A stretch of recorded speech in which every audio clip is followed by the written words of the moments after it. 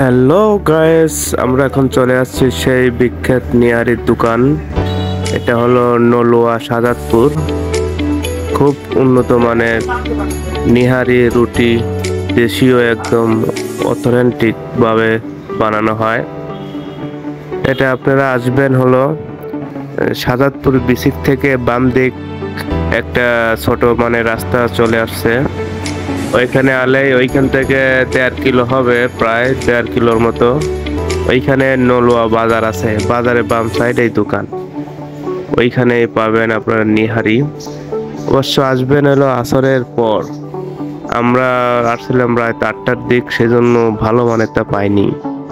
দেখেন অনেক সুন্দর, রান্না অনেক ভালো, সুস্বাদু, অনেক টেস্টিফুল। পরিবেশটা তেমন না, কিন্তু খাদ্যের মান অনেক ভালো, তার জন্য এরকম চলে আর কি।